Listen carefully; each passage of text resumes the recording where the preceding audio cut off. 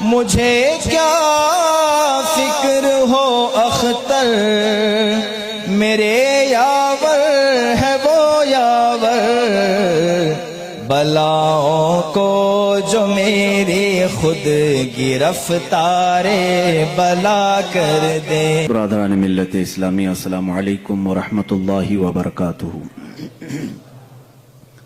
الحمد للہ الحنان المنان الذي خلق الانسان وعلمه البيان، والصلاة والسلام على رسوله سيد الانس والجان وعلى آله واصحابه ذوي الخير والاحسان، اما بعد فاعوذ بالله من الشيطان الرجيم، بسم الله الرحمن الرحيم، ان الدين عند الله الاسلام، وقال الله تعالى في مقام آخر، ومن يبتغي غير الاسلام دينا فلن يقبل منه، صدق الله مولانا العظيم، وبلغنا رسوله النبي الامين المتين المختار الكريم، ونحن على ذلك لمن الشاهدين والشاكرين، والحمد لله رب العالمين۔ بارگاہ رسالت معاب صلی اللہ علیہ وسلم میں درود پاک کا ہدیہ پیش کریں۔ اللہم صلی علی سیدنا و مولانا محمد معدن الجود والکرم وآلہ واصحابہ الکرام وابنہ الکریم وبارک وسلم صلاة دائمتا سرمدا ابدا۔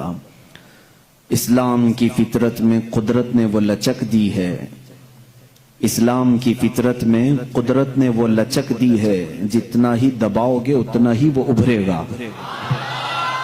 اسلام تیری نبض نہ ڈوبے گی حشر تک، اسلام تیری نبض نہ ڈوبے گی حشر تک، تیری رگوں میں رواں خون ہے چار یار کا۔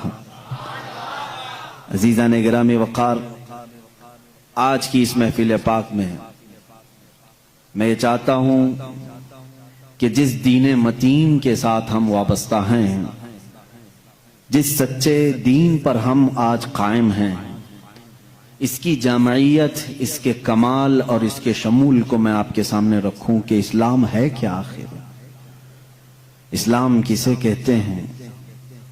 اور میرا یہ دعویٰ ہے، بلکہ یہ قرآن کا فرمان ہے۔ اللہ رب العزت نے فرما دیا کہ دین اگر کوئی ہے تو وہ صرف اسلام ہے، اور اللہ تعالیٰ نے یہ فرمایا جو اسلام کے علاوہ دوسرا دین لے کر آئے گا قیامت کے دن وہ قبول نہیں کیا جائے گا۔ وَمَن يَبْتَغِ غَيْرَ الْإِسْلَامِ، جو غیر اسلام کی طرف توجہ کرتا ہے اسلام کو چھوڑ کر، فَلَن يُقْبَلَ مِنْهُ، قیامت کے دن ہرگز قبول نہیں کیا جائے گا۔ وَهُوَ فِي الْآخِرَةِ مِنَ الْخَاسِرِينَ، اور وہ آخرت میں نقصان اٹھانے والوں میں سے ہوگا۔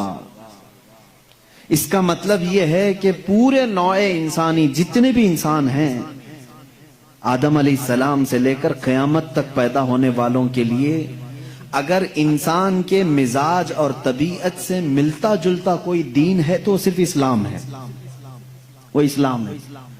اور اسلام صرف رسول کریم صلی اللہ تعالی علیہ وسلم سے نہیں چلا ہے، بلکہ اسلام آدم علیہ السلام سے ہے۔ دنیا کا سب سے پہلا دین بھی اسلام ہی ہے، یہ ہمارا دعویٰ ہے، کیونکہ جس دین کی دعوت دینے کے لیے آدم علیہ السلام تشریف لائے وہ بھی عقیدہ وحدانیت ہی ہے، اللہ ایک ہے۔ رب العزت پر ایمان لانا اور آخرت پر ایمان لانا، یہ دو ایسی چیزیں ہیں جو سارے نبیوں نے اس کی دعوت دی ہے، سارے نبیوں نے اس کا انکار کوئی بھی نبی کی شریعت نہیں کر سکتی۔ آج بھی یہودی ہوں، عیسائی ہوں، ان کی بھی کتابوں میں اور ان کے دین میں یہ بات ہے، خدا پر ایمان لانا ہے اور آخرت پر ایمان لانا ہے۔ آج وہ بھی خدا کو مانتے ہیں لیکن اس کے ساتھ کسی اور کو بھی شریک کر لیتے ہیں، آخرت کو وہ بھی مانتے ہیں۔ یہ دو چیزیں ایسی ہیں جس کی دعوت سارے نبیوں نے دی ہے۔ آج میں آپ کے ذہن کو قریب کرنا چاہتا ہوں، کیا ہمارے لیے یہ بات ضروری نہیں ہے کہ ہم جس دین پہ چل رہے ہیں، جس اسلام پر ہماری پوری زندگی چل رہی ہے، اس اسلام کے کمال اور اس کی خصوصیات کو بھی تو میں پہچان لوں؟ آج حال یہ ہے کہ ہم مسلمان گھر میں پیدا ہو گئے، اس لیے کبھی سوچا ہی نہیں کہ اسلام ہے کیا۔ ہونا یہ چاہیے میں سمجھتا ہوں کہ کئی ایسے نان مسلم ہیں جو یورپین کنٹریز میں ہوں یا امریکہ افریقہ وغیرہ کے جو تحقیق کرنے والے لوگ ہیں، وہ مسلمان بچوں سے زیادہ انہوں نے اسلام کو پڑھا ہے، کیونکہ وہ مسلمان تھے نہیں، انہوں نے اسلام کو بہت باریکی سے پڑھا اور تب جا کر کے وہ اسلام قبول بھی کیے اور ان کو اسلام کی اہمیت کا اندازہ بھی ہے۔ آج میں یہ باتیں آپ کے سامنے اس لیے کرنا چاہتا ہوں کہ ہمارا کوئی بھی بچہ یہ نہ سمجھے کہ کوئی ہلکا پھلکا دین ہے جو محلے سے چلا ہے۔ اگر یہ ہلکا پھلکا دین ہوتا تو 14 صدیوں تک چل بھی نہیں سکتا۔ بہت ساری جماعتیں آئیں، بہت ساری سوسائٹیاں آئیں، لیکن ان کا زمانے کے ساتھ وجود ختم ہو گیا۔ تنظیمیں، تحریکیں، کمیٹیاں، یہ سب وجود میں آتی رہتی ہیں، اور کئی دین بھی آئے، بہت سارے دین بھی آئے، لیکن وہ ان کے شخصیات کے ساتھ ختم ہو گئیں۔ اسی لیے ہم یہ کہتے ہیں کہ رسول کریم صلی اللہ تعالی علیہ وسلم کی وفات کے بعد دین اسلام ختم نہیں ہوا، بلکہ یہ بڑھتا ہی رہا، اس لیے کہ اللہ تعالیٰ نے اس دین کو انسانوں کی طبیعت کے بالکل عین مطابق بنایا ہے۔ اس کو ایکسپٹ کرنے میں کوئی بھی اشکال نہیں ہے، کوئی یہ نہیں کہہ سکتا کہ اس میں ایسی چیز ہے، اتنی ہارڈ ہے کہ میں کر نہیں پاؤں گا۔ جیسے میں اس کی کچھ خصوصیات آپ کو بتاؤں گا۔ اسلام دین فطرت ہے۔ دین فطرت کسے کہتے ہیں جانتے ہیں آپ؟ جو ہمارے فطرت کے مطابق ہو۔ فطرت کیا ہے؟ مثال کے طور پر انسان کی فطرت ہے کھانا کھانا۔ آپ کھانا کھاتے ہیں، سب لوگ کھاتے ہیں، بھوک لگتی ہے انسان کو، اور وہ بھوک لگنے پر کیا کرے گا؟ کھانا کھائے گا۔ نیند لگتی ہے، یہ انسان کی فطرت ہے، سوتا ہے۔ ہنستا ہے، روتا ہے، یہ انسان کی فطرت ہے۔ یہ تمام چیزیں ایسی ہیں جو اس کی پیدائشی ہیں۔ بھوک لگنا انسان کی فطرت ہے۔ اب اگر میں آرڈر دے دوں کہ تم دن بھر بلکہ 1 مہینے تک 2 مہینے تک چھو بھی نہیں سکتے کھانے کو، تو اس کا مطلب کیا ہوا؟ میں نے فطرت کے خلاف بات کیا، انسان کی فطرت کے خلاف۔ آپ کو میں یہ کہوں کہ تم 48 گھنٹے تک سو نہیں سکتے، پلک جھپک نہیں سکتے، تو گویا کہ میں نے فطرت کے خلاف بات کیا۔ انسان کی فطرت اس کو ایکسپٹ نہیں کرے گی، کیونکہ اس کی طبیعت میں سونا ہے، آرام کرنا ہے، پیدائشی ہے۔ تو اسلام نے ایسا کوئی بھی حکم اپنے ماننے والوں پر نافذ نہیں کیا جو اس کی فطرت کے خلاف ہو۔ اس کی فطرت کے خلاف کوئی بھی حکم نہیں ہو۔ ہاں، لیکن دوسرے لوگوں نے فطرت کے خلاف بہت ساری چیزیں عائد کی ہیں اپنے ماننے والوں پر۔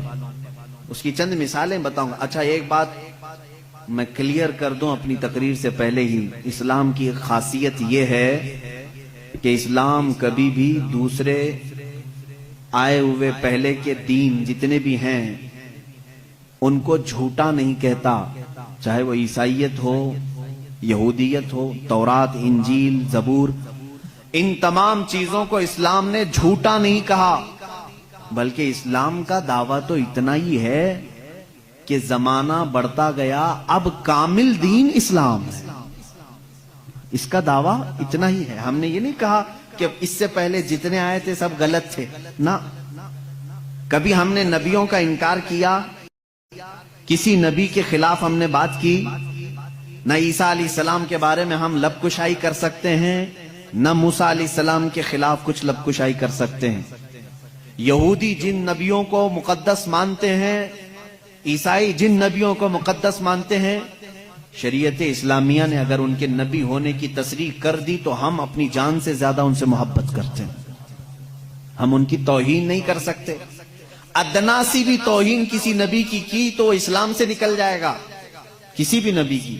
اسی طرح جو آسمانی کتابیں آئیں ہم ان کا انکار نہیں کرتے، تورات، انجیل، زبور، اس کا اگر تم انکار کرو گے تو کافر ہو جاؤ گے، اسلام سے نکل جاؤ گے۔ لیکن ہمارا اب دعویٰ اتنا ہی ہے کہ وہ اپنے زمانے کے نبی تھے، وہ کتابیں اپنے زمانے کی تھیں۔ اب جو زمانہ آیا میرے آقا صلی اللہ علیہ وسلم کے بعد سے لے کر قیامت تک، اس زمانے کے لیے اگر سوٹیبل کوئی کتاب ہے تو وہ قرآن ہے، اور اگر کوئی قبول کرنے جیسا مذہب ہے تو اسلام ہے. یہ ہمارا دعویٰ ہے. اب اس کو میں ثابت کروں گا. جیسے عیسائیوں پر اللہ تبارک و تعالیٰ نے کبھی یہ حکم نہیں فرمایا تھا کہ وہ شادی نہ کریں. انہوں نے اپنے آپ پر اس طرح کا سنیاس لینے کا خود سے، جیسے رہبانیت ان کے ہاں راہب بنتے ہیں، نن ہوتی ہیں، زندگی بھر شادی نہیں کریں گے. پادری شادی نہیں کرے گا، پاپ وہ کسی سے شادی نہیں کرے گا. شادی کرنا یہ انسان کی فطرت ہے. ہر مرد کے اندر عورت کی خواہش پیدائشی ہے. یعنی اللہ تعالیٰ نے اس کے جسم میں یہ رکھا ہے کہ عورت سے وہ قرار حاصل کرے، تسکین حاصل کرے. مردوں کو اللہ نے یہ خصوصیت دی ہے، صفت دی ہے. اور عورتوں کے بھی اندر اللہ نے یہ رکھا ہے کہ ان کا میلان یا ان کی توجہ مردوں کی طرف ہے، لیکن اس کو اسلام نے ایک حلال طریقے سے باندھا ہے، وہ نکاح کے ذریعے سے. اب اگر کسی پر پابندی لگا دیں، اگر میں کہہ دوں کہ میرے جتنے قریب کے ہیں، جتنے ماننے والے ہیں، ان میں سے کوئی بھی عورت کو ٹچ نہیں کرے گا زندگی بھر، تو یہ میں نے فطرت کے خلاف بات کی. یہ فطرت کے خلاف بات کی. میں بول نہیں سکتا کہ تم شادی نہ کرو، نکاح نہ کرو. اور اسلام نے کبھی بھی ایسی پابندی نہیں لگائی. عیسائیوں نے اپنے اوپر لازم کر لیا کہ جو ان کا مذہبی ہوگا، ریلیجیس ہوگا، وہ عورتوں کو نہیں چھوئے گا. کتنی حیرت کی بات ہے. معلوم ہے آپ کو، آج دنیا میں ویمن رائٹس کی بات عیسائی کرتے ہیں جو خود نکاح نہیں کرتے.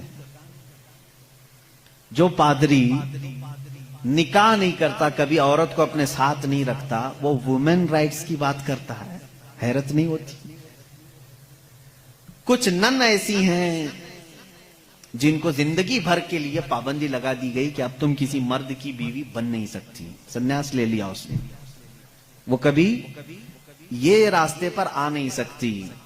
یہ فطرت کے خلاف ہے اور ہم نے اس کے انجام دیکھے ہیں، بلکہ اخباروں نے آپ سب کو بتایا بھی ہوگا. حقیقت ہے کہ جب فطرت کے خلاف کوئی بات کی جاتی ہے تو وہ چند دن تک تو چل سکتا ہے، لیکن پھر کہیں غائبانہ طور پر لاوا پھوٹ ہی جاتا ہے. اور اس کا انجام دیکھا ہے کہ کئی چرچ ایسے نکلے جہاں پر راہبوں نے نن اور دوسرے آنے والے بھکتوں کو ہی نہیں بخشا. یہ حالات ہوئے ہیں.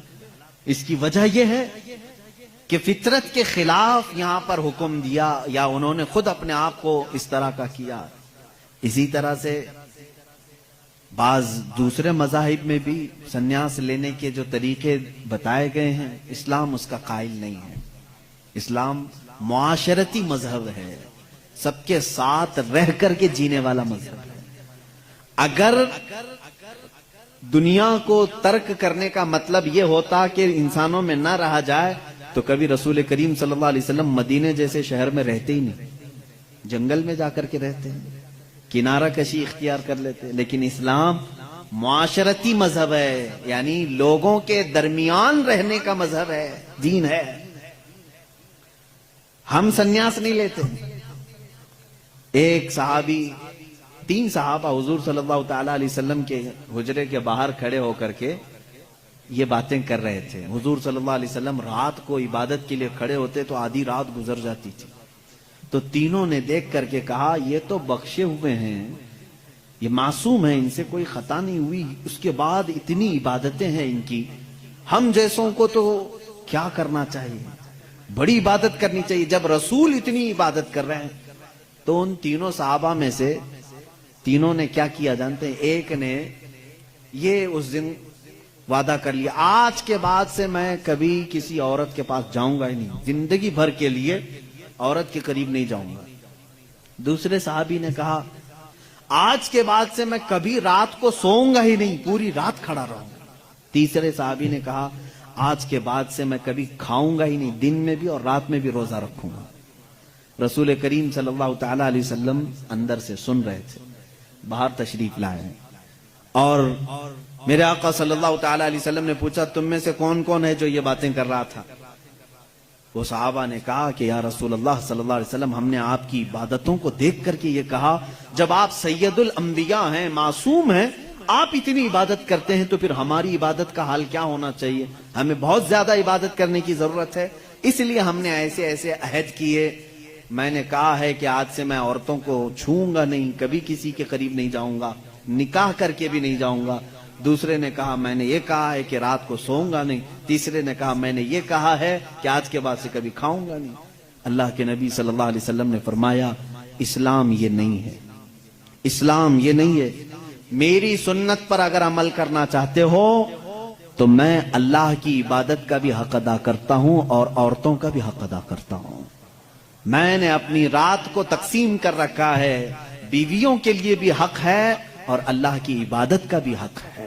اور دوسرے سے کہا تم نے کہا کہ رات کو کبھی سوؤں گا ہی نہیں، یہ بھی ہمارا طریقہ نہیں ہے، تم فطرت کے خلاف بات کر رہے ہو، بیمار ہو سکتے ہو، روزانہ رات پورے نہیں سو رہے۔ اب یہاں اس پر میں رک کر کے کہوں گا، حضور صلی اللہ علیہ وسلم نے اس صحابی کو منع کیا جو یہ کہہ رہے تھے میں رات بھر عبادت کروں گا۔ حضور نے فرمایا میری سنت یہ ہے کہ میں تھوڑی رات آرام کرتا ہوں اور تھوڑی رات اپنے رب کی عبادت بھی کرتا ہوں۔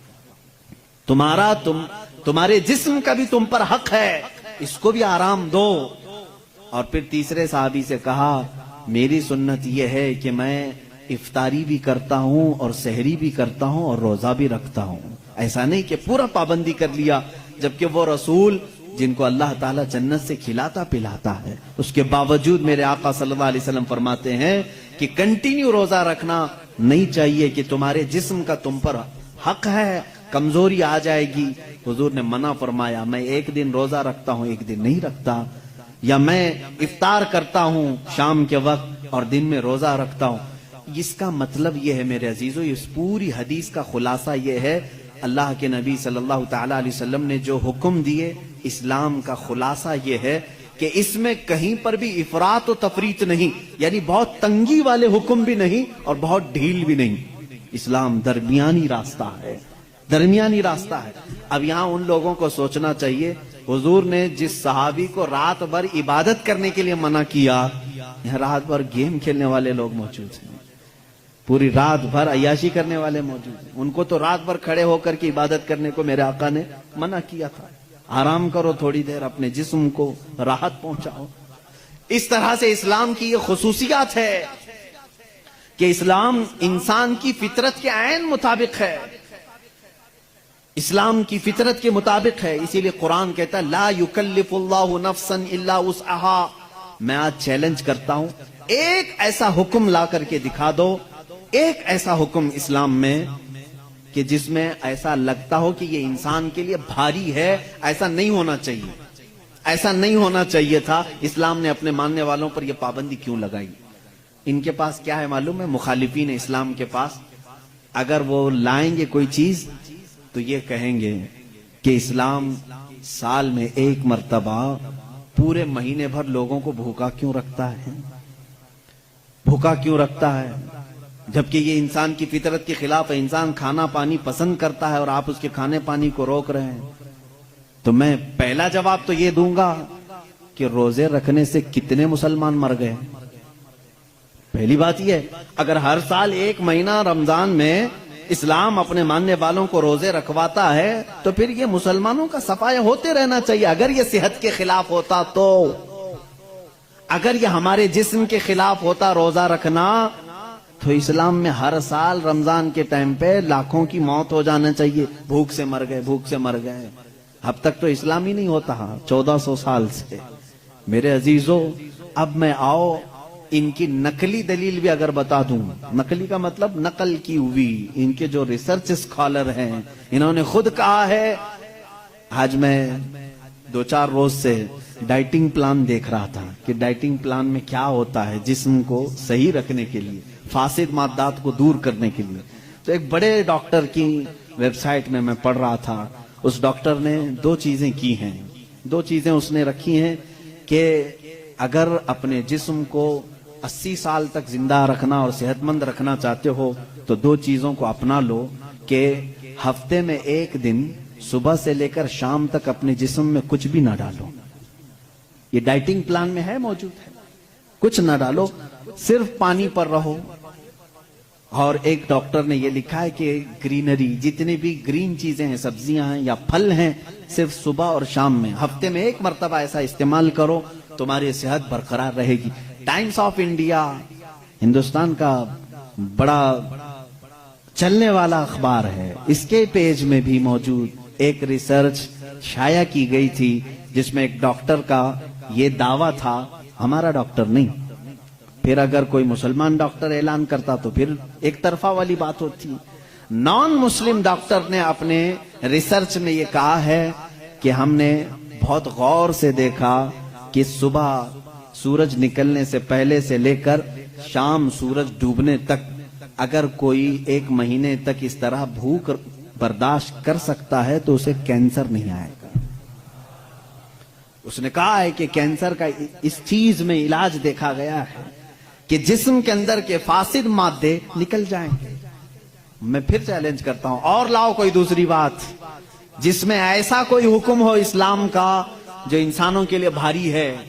تم ڈھونڈ کر کے روزے لے کر کے آئے تھے، روزے لے کر کے آئے تھے، اور پھر اگر یہ کہتے ہیں تو ان میں سے جو ادھر ادھر کے لاتے ہیں چھوٹی چھوٹی سی چیزیں ہیں، ایک بڑا طبقہ ہے جو اسلام کی کمیاں ڈھونڈنے کے لیے اپنی پوری زندگی خرچہ کر رہا ہے ہمارے پاس وہ ساری چیزیں ہیں۔ قرآن کو خوردبین لگا کے مائکروسکوپ لگا کر کے پڑھنے والے لوگ ہیں کہ کہیں تو کچھ نکل جائے، مل جائے۔ ارے میاں یہ کام تو عرب والے بھی کر چکے اس وقت، ان کو نہیں ملا، تم جاہلوں کو کیا ملے؟ وہ عرب تھے، عربی دان تھے، وہ نہیں لا سکے اس زمانے میں۔ خیر، اب اسلام کی اور کون سی چیز ایسی جو بھاری لگتی ہے تمہیں؟ کون سی؟ کہا یہ کیا ہے، صبح صبح اٹھا دیتے ہیں، فجر کے وقت انسان کے لیے بھاری ہے۔ اور ایک مستشرق ہے، مستشرق اس کو کہتے ہیں جو اسلام کی تعلیمات پوری حاصل کرتے ہیں لیکن ہوتے یہودی اور عیسائی۔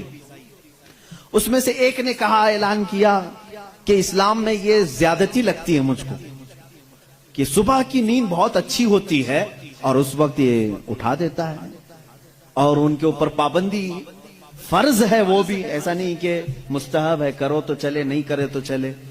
اس نے دعوے میں یہ بھی لکھا ہے کہ یہ میں اپنے سے نہیں کہتا کہ یہ بھاری ہے، بلکہ خود مسلمان بھی یہ کہتے ہیں، وہ فجر میں نہیں جاتے۔ اس نے سارے مسلمانوں کا حوالہ دیا اور لکھا کہ دیکھو جا کر کے ان کی مسجدوں میں فجر میں یہ لوگ نہیں آتے۔ اس کا مطلب ہے کہ یہ بھاری چیز ہے جو اسلام نے ان کے اوپر ڈال رکھی ہے، یہ بھاری چیز ہے اسلام نے ڈال رکھی ہے۔ مجھے اسی وقت فوراً یہ کلک ہوا کہ ٹھیک ہے، یہ تو ان لوگوں کی سستی اور کاہلی ہے جو انہوں نے اپنے طور پر اپنے جسم کو ایسا بنایا ہے، ورنہ فریش رہنے والے ہر انسان کو ہم نے دیکھا ہے کہ وہ فجر میں جاگنگ کے لیے نکلتا ہے۔ جو فریش رہنے والا ہے، جو اپنے جسم کو تندرست رکھتا ہے، ڈاکٹرز ہوں یا دیگر جو بڑے بڑے طبقے کے لوگ ہوں، سب کو ہم نے دیکھا کہ آپ ایکسرسائز کے لیے سب سے سوٹیبل وقت کون سا سمجھتے ہیں؟ تو کہتے ہیں فجر کا وقت۔ صبح ٹھنڈی ہوا ہوتی ہے، جسم کے اندر بہت اچھی فیلنگ آتی ہے۔ میرے عزیزوں، بتاؤ آخر اسلام نے اپنے ماننے والوں پر احسان کیا ہے یا زیادتی کی ہے؟ یہ اسلام چاہتا ہے کہ یہ فریش رہیں، اپنی طبیعت کو خوشحال رکھیں، بلکہ وعدہ بھی یہ کیا گیا ہے کہ جس نے فجر کی نماز پڑھی اللہ تعالیٰ پورے دن اس کو مصیبتوں سے محفوظ کرے گا۔ فرشتے اس دن کا رزق اسے دے کر برکتیں ساتھ دے کر کے جاتے ہیں۔ تم کہتے ہو یہ زیادتی ہے، نہیں پڑھ رہے ہیں الگ بات ہے، لیکن میں نہیں سمجھتا کہ اسلام نے یہ زیادتی کی ہے۔ لا یکلف اللہ نفسا الا وسعها۔ میں اسلام کی انہی تمام باتوں، میں ان کے جوابات آپ کے سامنے آج لے آیا ہوں، تھوڑی سی چیزیں۔ پھر چل کر کے اعتراض یہ آیا، چلیں ٹھیک ہے، آپ کے کہنے کے مطابق صحیح تو ہے، اسلام صبح اٹھاتا ہے، فائدے کے لیے اٹھاتا ہے، طبیعت اچھی رہتی ہے، خوشحالی رہتی ہے، صحت اچھی رہتی ہے، ہم مانتے ہیں، لیکن اور بھی کچھ چیزیں ہیں اسلام میں جو سختی ہے، جو سخت ہے۔ وہ کیا کیا چیزیں ہیں سخت ہے ان کے دماغ کے اعتبار سے، وہ میں آپ کو بتاتا ہوں۔ اسلام دین فطرت ہے، یہ میرا چیلنج ہے، طبیعت کے عین مطابق بنا ہوا ہے، اور میں اگر دوسرے مذاہب کو چھیڑوں تو بات بہت دور ہو جائے گی، بہت طویل ہو جائے گی، کیونکہ میرا یہ मिजाज नहीं है कि दूसरों की खराबियां लेकर के सबके सामने बैठूं, और खराबियां ढूंढना अच्छी बात भी नहीं। हम तो अच्छाइयां बयान करते हैं। अब मैं आपको बताऊं कि तीसरी एक और चीज जिसको ये कहते हैं कि इंसान, इस्लाम जो है औरतों को बराबरी नहीं दी है, ये इनकी एक ज्यादती है इस्लाम में। मैंने पूछा कौन सी बराबरी चाहते हो आप, कौन सी बराबरी? कहा बहुत सारी पाबंदियां हैं, उसको नकाब में रख करके अंदर बंद करके रखते हो, उसको बाहर जाने की इजाजत नहीं है, जैसे तुम घूमते फिरते हो वैसे उसको नहीं घुमाते फिराते, तुम औरतों को पाबंद रखे हो। और दूसरा एक और एतराज इनको कि औरतों की फीलिंग के साथ तुम खिलवाड़ करते हो, 4-4 शादियों की इजाजत देते हो। अभी तो हमने एक ही किया है, फिर भी उनको तकलीफ है। 4-4 की इजाजत इस्लाम ने, तो उसका अलग जवाब है कि औरतों के साथ ये ज्यादती है या इंसाफ है।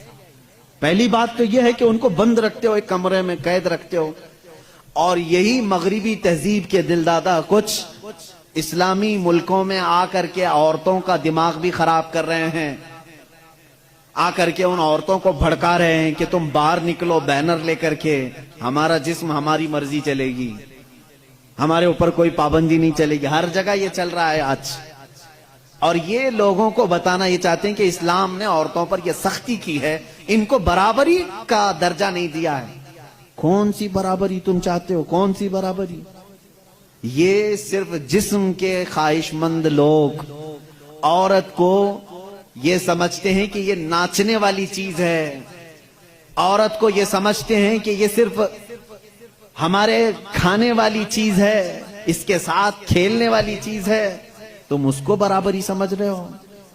मैं कहता हूं उन माओ और बहनों से, तुम इनकी बराबरी के को पसंद करते हो या फिर इस्लाम ने जो तुम्हें बराबरी दी है वो क्या है? आओ रसूल करीम सल्लल्लाहु अलैहि वसल्लम के फरामीन तो सुनो।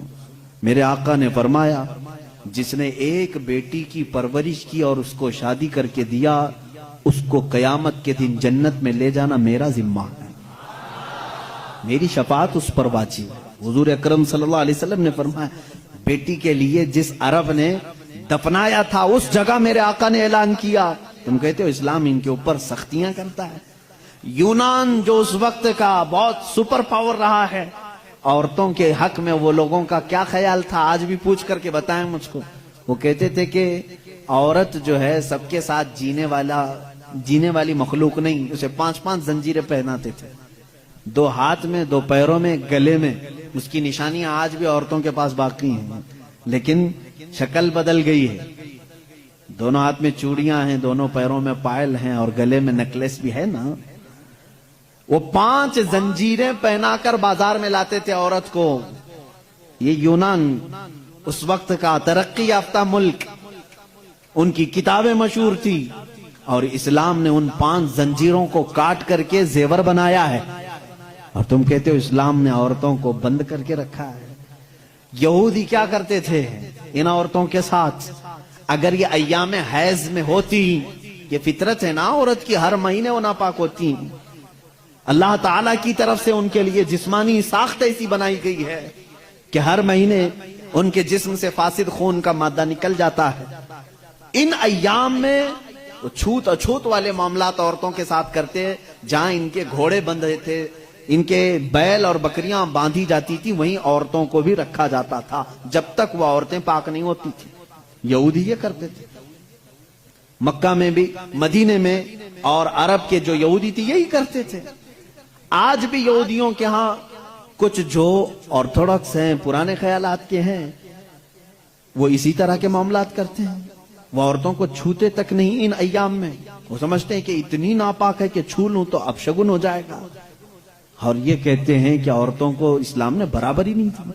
रसूल करीम सल्लल्लाहु ताला अलैहि वसल्लम ने फिर अपनी उम्मत को यह हुक्म दिया कि इंसानी फितरत के एतबार से औरत को अल्लाह ने ये चीज दी है, अगर ये इसे हर महीने आती है तो सिर्फ नमाज, रोजा और कुरान की तिलावत ये उसके लिए मना है। बाकी ये तुम्हारे साथ उठ सकती है, बैठ सकती है, मिल सकती है, एक साथ रह सकती है, एक बर्तन में खा सकती है, एक गिलास में पी सकती है। कभी इसके बर्तन को یہودیوں نے ان کے برتنوں کو، گلاس کو سب الگ کر دیا تھا ان ایام میں. پھر تم آج دعویٰ کر رہے ہو کہ اسلام نے عورتوں کو دبا کر رکھا ہے. اسلام نے حقیقت میں عورتوں کی عزت کو اتنا بلند کیا ہے، اتنا بلند کیا ہے. صرف اور صرف آتی ہے بات یہ ان کو چھپا کر کے کیوں رکھا جاتا ہے؟ کیونکہ ہم نے دیکھا ہے. اب اس کا جو فیکٹ ہے وہ میں بتاؤں عقلی دلیل کے اعتبار سے بھی. جذباتی باتیں بہت ہو جاتی ہیں، وہ قیمتی ہیں اس لیے ہم ان کو چھپا کر رکھتے ہیں. لیکن میں آپ کو جو فیکٹ ہے، حقیقی بات ہے، وہ یہ بتاؤں. مرد اور عورت کی ساخت کے اعتبار سے اگر دیکھا جائے تو عورت کی طبیعت میں نزاکت ہے، وہ نازک ہے. مرد کے برابر اسے طاقت نہیں. سب کو معلوم ہے وہ کہیں کی بھی عورت ہو، اس کی طاقت و قوت کے اعتبار سے وہ کمزور ہے. اور مردوں کی طبیعت، ان کے اندر کبھی وحشی پن آ سکتا ہے، حیوانیت آ سکتی ہے. جب اس کی خواہشات عروج پر ہوتی ہیں تو سب سے پہلا اٹیک مرد اگر کسی پر کرتا ہے تو وہ عورت پر کرتا ہے. مرد اگر اس کو کھلا چھوڑ دیا گیا اور حیوانیت آ گئی تو اپنی خواہشات کو بجھانے کے لیے سب سے پہلا حملہ کس پر کرتا ہے؟ عورت پر کرتا ہے. اس کی زندہ مثالیں آج ہم دیکھ رہے ہیں. جہاں کسی تنہا عورت کو 4 گنڈوں نے پا لیا تو اس کے ساتھ کیا کرتے ہیں؟ کتے بھی اس طرح سے نہیں کرتے جس طرح سے یہ کر جاتے ہیں. اس کے ساتھ ریپ بھی کیا، زنا بھی کیا، خواہشیں پوری کی اور اس کو پھاڑ کر کے بھی پھینک دیا. جانور کوئی ایسا کرتا ہے؟ جانور بھی اس طرح سے نہیں کرتا. اس کا مطلب یہ ہے، رپورٹ یہ بتاتی ہیں پوری دنیا کی کہ مرد کے اندر اگر شہوت کا غلبہ زیادہ ہو گیا اور اس وقت عورت اسے سامنے نظر آ گئی تو پھر یہ اپنی حیوانیت پر اتر کر سکتا ہے، اس کا ریپ بھی سب کچھ کر سکتا ہے. اس لیے اسلام نے ہمہ وقت عورتوں کو کہا کہ پتہ نہیں کہاں درندے ہیں، تم ہمیشہ اپنے آپ کو محفوظ رکھو. یہ نہیں کہ پکنک پر جاؤ تو ناک پر اسکارف لگا لو، یہاں برے لوگ ہیں، خالی یہی کپل اچھے ہیں، دوسروں کی نظر پڑ جائے گی. اسلام نے ہر وقت کے لیے عورت کو یہ کہا ہے کہ تو اپنی حفاظت کی ذمہ داری خود رکھ لے. اس لیے کہ تیرے جسم کو دیکھنے کے بعد کئی ایسے مرد ہیں جن کی خواہشات انگڑائیاں لیتی ہیں اور پھر وہ حملہ کر سکتے ہیں. تمہاری جان کا بھی خطرہ ہے اس میں، صرف عزت لوٹنے کا نہیں، جان کا خطرہ ہے.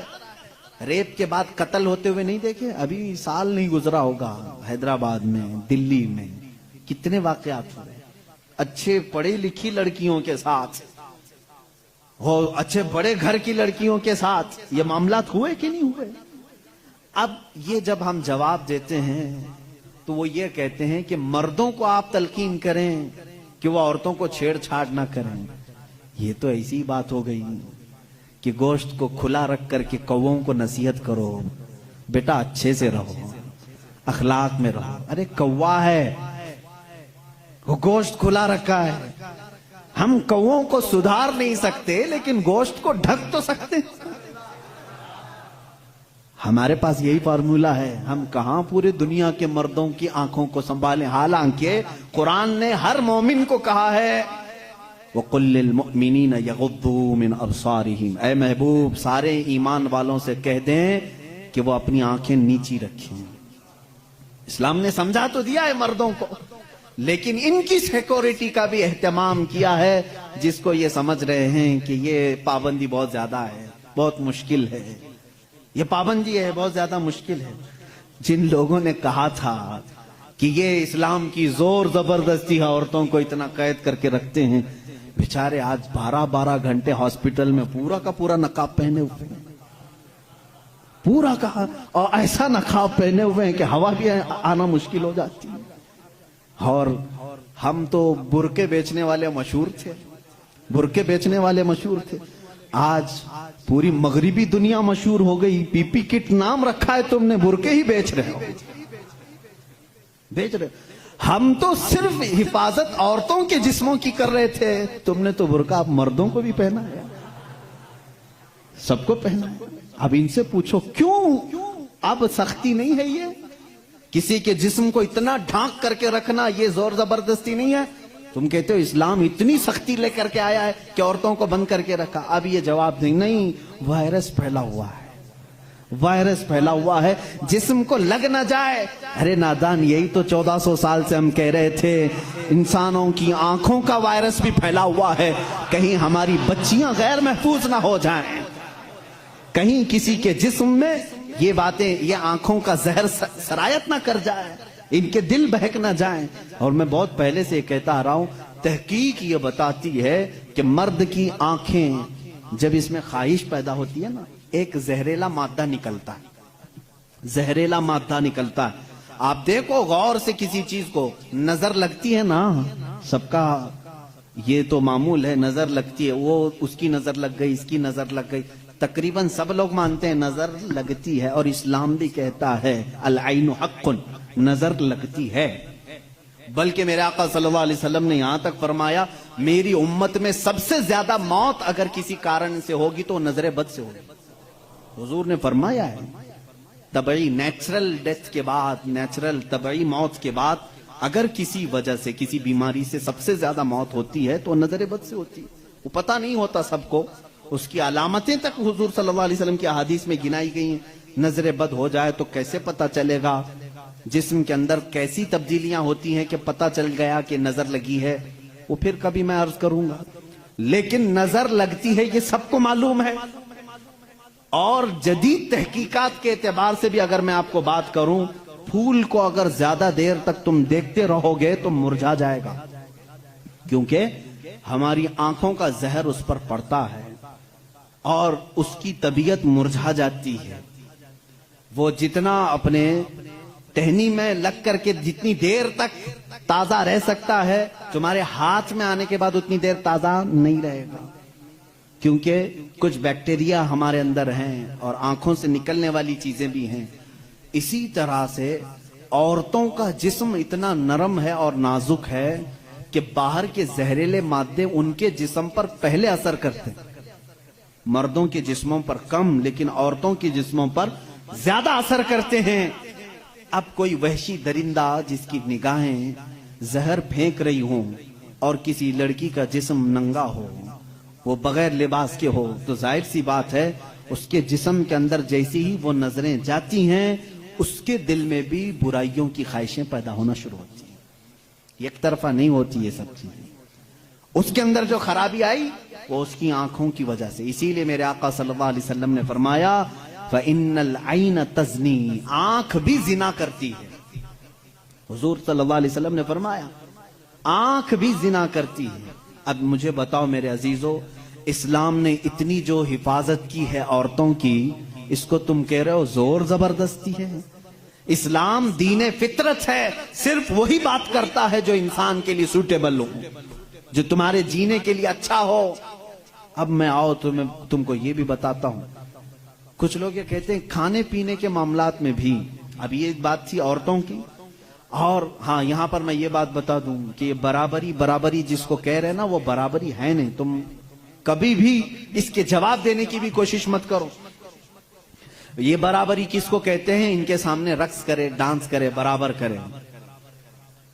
اگر مرد جو ہے کھلے عام گھومتا پھرتا ہے اور ننگا ہو سکتا ہے تو عورت کو بھی اتنا ہی ہونا چاہیے, عورت بھی اتنا ہی دکھائے.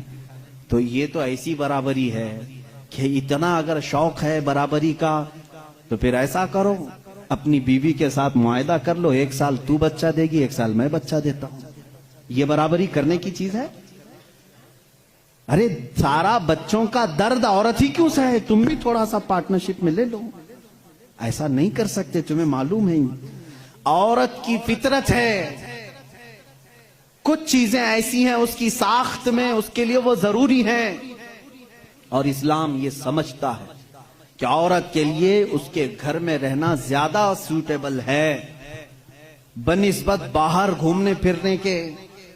کھلے عام رہنے سے زیادہ اگر محفوظ کوئی عورت ہو سکتی ہے تو وہ پردے میں رہ سکتی ہے. اس لیے اسلام نے اس کو پردے کا حکم دیا, اس پر زور زبردستی نہیں, پابندی نہیں. اس کی فطرت ہے وہ, اسے جتنا محفوظ رکھ سکتے ہو. اب خریدنے والی چیزوں میں ہی آپ دیکھ لینا, اب اس کو میں عقلی طور پر اگر آپ کو بتاؤں, کچھ چیزیں ایسی ہیں آپ خرید کر, आलू प्याज लेकर के आए, आलू प्याज लेकर के आए, आपके किचन में आपने उसको किसी बुट्टी में रख दिया, टोकरे में रख दिया, कहीं पर भी रख दिया, चल जाता है, रख दिया। लेकिन साथ में आपने कुछ गोश्त खरीदा, कुछ टमाटे, कुछ दही, बाहर नहीं, फ्रीजर में रखना पड़ता है। भाई इनको दोनों को बराबरी दो, दही को भी टोकरे में क्यों नहीं रखते, गोश्त को भी बाहर ये इस टोकरे में क्यों नहीं रखते? आप खुद कहेंगे। कुछ चीजें ऐसी होती हैं जिनकी सेफ्टी फ्रीजर के अंदर है, कुछ चीजें ऐसी हैं कि वो बाहर रह करके भी सलामत हैं। जब तुम्हें दुनिया के हर निजाम में ये बात समझ में आती है तो अल्लाह ने मर्द और औरत को पैदा ही ऐसा किया है कि मर्द अगर बाहर रहे तो सेफ है, उसके जिस्म की साख्त ऐसी है, लेकिन औरत घर के अंदर ज्यादा सेफ है, इसलिए इस्लाम ने उसे पर्दे का हुक्म दिया है। बात समझ में आ गई? इस्लाम ने जोर जबरदस्ती उसको पाबंद नहीं बनाया, जोर जबरदस्ती पाबंद नहीं बनाया। बहरहाल ये एक बहुत बड़ा उन्वान है। औरतों के हुकूक की बात अगर कोई ऐसा बंदा करता तो समझ में आता जो औरतों को मर्तबे में बढ़ा करके यूं कहे कि औरत के कदमों के नीचे जन्नत है। अगर कोई ऐसा शख्स कहता तो बात समझ में आती जो ये कहे कि बीवी को एक लुकमा खिलाओ तो सदके का सवाब है। अगर कोई ऐसा शख्स कहता जो ये कहे कि एक बेटी को पाल कर निकाह कर दो तो जन्नत वाजिब है, इनके पास ये कोई भी चीज नहीं, बल्कि ये जिस औरत की बात कर रहे हैं इनके लिए वो अपने नफ्स की ख्वाहिशात पूरी करने की एक मशीन है बस। और अगर मेरी बात सही नहीं है तो चलो मगरिबी दुनिया में मैं तुम्हें दिखा दूं कि वहां शादी किसे कहते हैं, तलाक किसे कहते हैं, बच्चों का निजाम क्या है। कसरत से पूरे यूरोप में आपको मैं बताऊं, वहां शादी का निजाम तक खत्म करके रखा गया है। जो लड़की पसंद आई उसके साथ रहते रहो, बच्चे भी हो जाएंगे। 2-2 बच्चों के बाद वो लोग फैसला करते हैं आप शादी कर लें। अब शादी करने का बराबर टाइम आ गया, हम लोगों की अंडरस्टैंडिंग हो चुकी है। ये है फैक्ट बता रहा हूं मैं आपको। कई ऐसी शादियां हैं वहां पर जो बच्चे होने के बाद करते हैं कोर्ट में जाकर के। तो तुमने औरत को बराबरी नहीं बल्कि अपनी ख्वाहिशात की एक मशीन समझा है। इस्लाम जो बराबरी देता है वो कैसी बराबरी है? ये इस्लाम ही तो है जो औरत को इतनी इज्जत के साथ घर लाने का हुक्म देता है, इतनी इज्जत के साथ। अगर उसको कुछ खुराफाती लोगों ने बुरा कर दिया तो अलग बात है, बल्कि हमारे यहाँ जो निकाह का सिस्टम है वो इतना पाकीज़ा है कि मर्द को कहा गया है कि औरत के आने से पहले अपने घर का इंतजाम हो जाए। वो कहाँ ला करके रख रहा है, बल्कि औरत को इसी तरह से भगा कर लाने का निजाम इस्लाम में नहीं है, बल्कि औरत के लिए एक बाज़ाब्ता पूरी महफिल का इनेकाद होता है। उसकी रजा पूछी जाती है, पहले उससे पूछा जाता है तू राजी है या नहीं। बहुत सारे ऐसे दीन हैं, बहुत सारे ऐसे रिलीजियन हैं, मैं नाम फिर नहीं जिक्र कर रहा हूं, जहां पर औरतों को इजहारे राय का हक ही नहीं।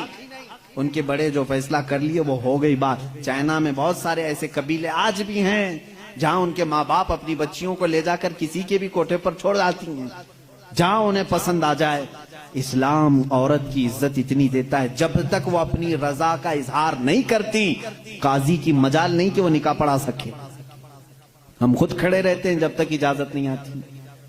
पहले हम औरत की इजाजत लेकर के आते हैं और फिर औरत को उसका हक महर देने का हुक्म भी मर्द को दिया गया है कि वो तुम्हें अपनी जिंदगी छोड़कर आ रही है, अपना घर छोड़ करके आ रही है, उसका हक महर अदा करो। और लाने के बाद जानते हैं मेरे आका सल्लल्लाहु ताला अलैहि वसल्लम की तालीमात क्या है? अल्लाहु अकबर।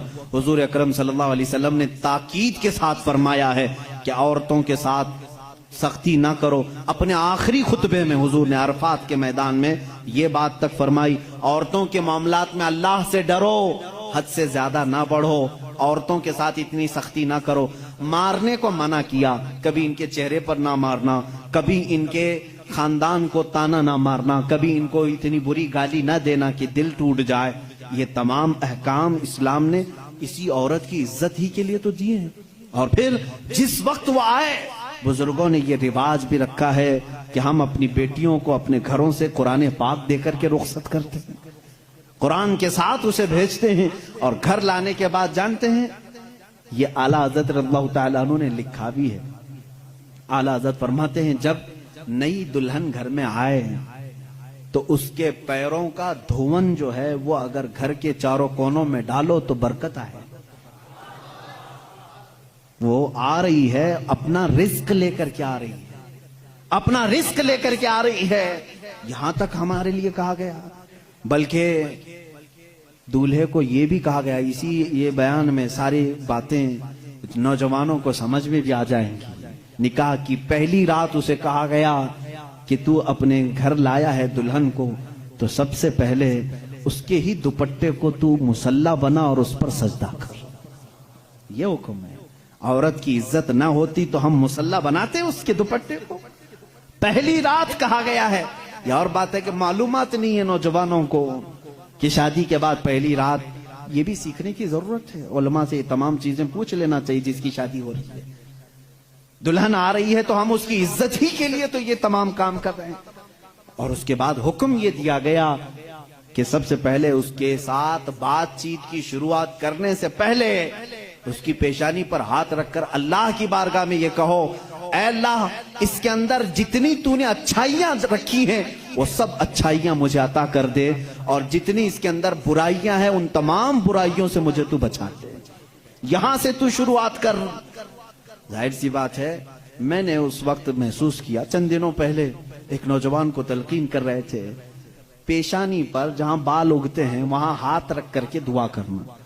تو اس نے پوچھا کہ حضرت دعا تو ایسی ہی کر سکتے ہیں, پیشانی پر کیا؟ میں بھی چونک گیا. اس کو میں بتاؤں, میرے ایک استاد سے میں نے پوچھا کیا ایسا ہے کہ اپنی دلہن کی پیشانی پر ہاتھ رکھ کر کے اس طرح دعا کرنا چاہیے؟ انہوں نے کہا ہاں ہے.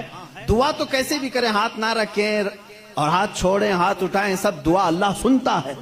لیکن اس لیے پیشانی پر رکھ کر کے دعا کرنے کے لیے کہا گیا کہ وہ آج اپنے والدین کو چھوڑ کر کے آئی ہے, اس کے وسیلے سے اللہ جلدی دعا قبول کرے گا.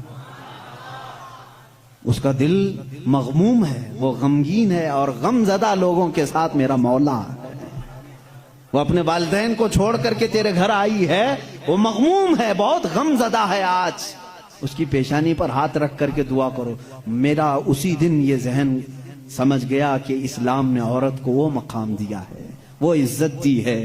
ہم نے اس کو اپنے جسموں کو سکون پہنچانے والا آلہ نہیں سمجھا, مشین نہیں سمجھا, بلکہ حقیقی مسلم وہ ہے جو اپنی عورت کی عزت بھی کرے, احترام بھی کرے. اللہ کے رسول صلی اللہ تعالی علیہ وسلم نے جو فرامین دیے ہیں, عزیزان گرامی وقات, یہ نکاح کے اس سسٹم کو بھی میں آپ کو بتاؤں. کچھ تو وہ ہیں جو یہ اسلام کے خلاف بھونک رہے ہیں کہ عورتوں کے اوپر زور زبردستی ہوتی ہے اسلام میں, اور دوسروں کی کیا بات کروں, ہمارے ہندوستان پر بیٹھا ہوا میں کیا بتاؤں, یہ بھی بڑی عورتوں کی ہاں پیڑت مہیلائیں ہیں, مسلم پیڑت مہیلائیں ہیں جو خود بیوی کو چھوڑ بیٹھا ہے. ساری مسلم عورتیں پیڑت ہیں. اللہ اکبر. وہ خود اپنی بیوی کو دیکھنے نہیں جا سکا, زندگی ختم ہونے آ گئی, بال سفید ہو گئے. پیڑت مہیلائیں ہیں مسلمان. ہاں اگر اے مسلمانوں کوئی بھی ہم میں سے عورت پر زور زبردستی کرتا ہے, یاد رکھو میں تمہیں بتاؤں کہ قرآن کہ قیامت کے دن اللہ جانوروں پر بھی اٹھائے ہوئے ہاتھ کا فیصلہ لے گا. تو عورت کی بات تو دور کی ہے, میرا عقیدہ تو یہ ہے. ایک عورت نے بلی کو باندھ رکھا تھا, بخاری شریف میں ہے, وہ مر گئی بلی, اور وہ عورت بہت عبادت گزار تھی, لیکن اللہ تعالیٰ نے فیصلہ فرمایا کہ اس عورت کو جہنم میں ڈالو. میری ایک مخلوق کو باندھ کر رکھی اس نے اور وہ مر گئی. ہمارا تو عقیدہ یہ ہے تم عورتوں پر اگر ظلم کرتے ہو تو تم ذمہ دار ہو, لیکن اسلام نہیں. اسلام وہ کامل دین ہے. یہ بیچارے کیا پڑھ پائیں گے جن کو کبھی ڈھنگ کی سپیلنگ نہیں آتی, کبھی یہ ایک ایسا ہوتا ہے کہ ڈمرو بجاؤ تو کوئی ناچتا ہے. اسی طرح سے کچھ لوگ پیچھے سے کچھ لکھ کر کے دیں, کچھ بیان کرنے کے لیے, تو کچھ لوگ کہہ جاتے ہیں, ان کو خود نالج نہیں ہوتی. ایسے ہی کچھ لوگ اسلام پر بھی بھوکتے ہیں. اب اگر یہ ٹاپک اگر میں چھیڑوں 3 طلاق کے, تو اور بڑے معاملات ہیں. 3 طلاق کے لیے اسلام نے زور زبردستی کی ہے. عورتوں پر ظلم ہے, یہ پیڑت ہیں, یہ مہیلا ہیں, ان کو انصاف دلانا چاہیے. तीन तलाक देना, पहली बात ये समझे ही नहीं। आप तो समझते हैं ना, इस्लाम में फजर की नमाज फर्ज है, जोहर की नमाज फर्ज है ना, असर मगरिब इशा फर्ज है, तलाक देना फर्ज है, फर्ज है। तो इतना क्यों नहीं समझ रहे? कौन कहता है कि हर मुसलमान तीन तलाक देना फर्ज समझता है? अरे वो एक एग्जिट रास्ता है। हम कभी भी किसी भी बंदे को निकाह पढ़ाते हैं तो तलाक का नाम तक नहीं लेते। अगर जिक्र कर दिया ना कि मैं 5 साल के बाद तलाक देने के लिए निकाह कर रहा हूं तो वो निकाह ही हराम हो गया। बल्कि मैं कहता हूं, अगर तुमने निकाह में ये कह दिया 80 साल के बाद मैं छोड़ दूंगा, या 80 साल का एक कॉन्ट्रैक्ट है मेरा, तो निकाह नहीं है वो निकाह नहीं, उसको मुता कहते हैं। हम निकाह में कभी वक्त मुतय्यन नहीं कर सकते, बल्कि हम तो लाइफ टाइम के लिए निकाह कर रहे होते हैं, लाइफ टाइम के लिए। लेकिन इंसानी जिंदगी में कई मामलात ऐसे आते हैं कि मिजाज नहीं जम सकता। जरूरी नहीं है कि हर आदमी का मिजाज दूसरे से जम जाए। कभी ऐसा हो गया तो उसके लिए ऑप्शन रखना चाहिए कि नहीं रखना चाहिए? उसके लिए ऑप्शन रखना चाहिए कि नहीं रखना चाहिए? अरे मियां, तुम किसी को गाड़ी में बिठा करके भेज रहे हो और उससे ये कहो कि चलना ही है, अगर वो पूछ ले गाड़ी के पहिए दोनों पंचर हो गए तो क्या करूं, कहा फिर भी चलना ही है, ये जुल्म है, ये ज्यादती है। उससे ये कहना चाहिए कि अगर गाड़ी के पहिए पंचर हो गए, टायर पंचर हो गए, तो करीब में गैरेज है, खोल करके बदलवा लो। माकूल बात है कि नहीं? अगर बीच रास्ते में नहीं, तुम पाबंदी लगा दे, नहीं टायर नहीं बदलना, पंचर हुई उसी से चलना, ये ज्यादती है कि नहीं? अब मैं आपको बताता हूं, 2 टायर लेकर के चले थे शादी के बाद, 2 टायर हैं और दोनों चल रहे हैं तो ठीक है, एक भी पंचर हुआ तो क्या करो? ये कहते नहीं, पंचर टायर के साथ ही चलो। अरे भाई, कहीं और गाड़ी गड्ढे में गिर जाएगी। हुक्म ये होना चाहिए कि अगर पंचर हो गया तो टायर चेंज कर सकते हो, तुम्हारे लिए ऑप्शन होना चाहिए। बस इस्लाम का तकाजा सिर्फ इतना ही है कि अगर किसी की जिंदगी में अनबन हो गई, नहीं बन पाई, तो उसके लिए एक ऑप्शन है कि औरत को, वो भी एक साथ 3 तलाक नहीं, उसको हराम करार दिया गया है। शरीयत में एक वक्त में 3 तलाक दे देना हराम है। मैं इसका बबांगे दोहल आज ऐलान करता हूं, अगर कोई एक ही साथ अपनी औरत को तलाक तलाक तलाक इस तरह 3 बार कह देता है तो उसने हराम काम किया, गुनाह किया, नाजायज काम किया है। अगर छोड़ना भी है तो उसको इस्लाम ने तरीका बताया है। एक बार पहले बोलो, 1 महीने का टाइम दो, 1 महीने में भी फिर नहीं बनी तो दूसरी मर्तबा फिर 1 बोलो और 1 महीना छोड़ दो। 2 महीने का टाइम गुजर गया, अब फिर भी नहीं बन पा रही, तब फिर सबको बिठा करके कह दो हमने 2 मर्तबा देख लिया, अब हमारी जिंदगी आगे चल नहीं पाती, तीसरी मर्तबा हम इसको खत्म करते हैं। ये तलाक का सही तरीका है। क्या इसमें इस्लाम ने जुल्म किया? इस्लाम ने इसमें जुल्म किया? इसको ये ढिंडोरा पीट पीट करके लोगों को ऐसा बना करके रखे। बेचारे कुछ लोग अनपढ़ इनकी बातों में आ भी जाते हैं। अरे हमारा हिंदुस्तान तो ऐसा है कि बाहर कोई भी डमरू बजाए उसके इर्द गिर्द तो लोग खड़े हो ही जाते हैं।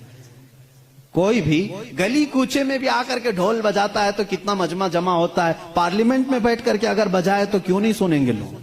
सुनेंगे लोग। हमारी पब्लिक है, बहुत मैच्योर पब्लिक है।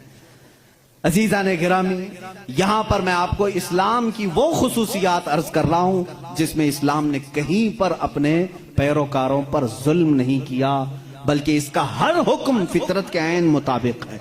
अब कुछ लोग वो हैं जो सन्यास लेने को कहते हैं, नहीं, औरत को छूना भी नहीं चाहिए, पूरी जिंदगी भर ऐसे ही रहना चाहिए, उसके भी हम खिलाफ हैं। नहीं, इस्लाम इस चीज का खिलाफ है कि तुम उसके अंदर की चाहत और उसके अंदर के सुकून लेने के जरिए को बंद कर रहे हो। इस्लाम ने कहीं पर ऐसे अहकाम नहीं दिए। अजीजा ने गिरामी वखार, बहुत सारी खुसूसियात इस्लाम की हैं। अब मैं आपको बताऊं, जिस दीन पर आप कायम हैं, इसने अगर आपको कुछ चीजों से रोका है तो क्यों रोका है? जैसे ये लोग कहते हैं अगर गोश्त खाता है मुसलमान तो खिंजीर का क्यों नहीं खाता? آپ کے یہاں گوشت الاؤڈ ہے، پھر خنزیر کا کیوں نہیں؟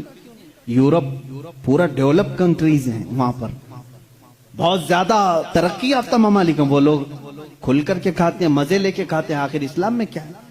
میں اگر بتاؤں تو ظاہر سی بات ہے ان کو لگے گا کہ ایک طرفہ ہے، اپنے دین کی بات کرے گا۔ انٹرنیٹ پر جا کر آج سرچ کرنا ہے میرے نوجوانوں، خنزیر کے سائیڈ ایفیکٹس کیا کیا ہیں، پورک کے سائیڈ ایفیکٹ کیا کیا ہیں، تمہیں خود سامنے آ جائیں گی۔ بہت ساری ویب سائٹ ہیں۔ ایک ڈاکٹر، بڑا ڈاکٹر، یہ یہاں کا نہیں وہاں کا نہیں، انہی کے تحقیقاتی ادارے کا ایک ڈاکٹر ہے، اس نے 16 نقصانات گنائے ہیں۔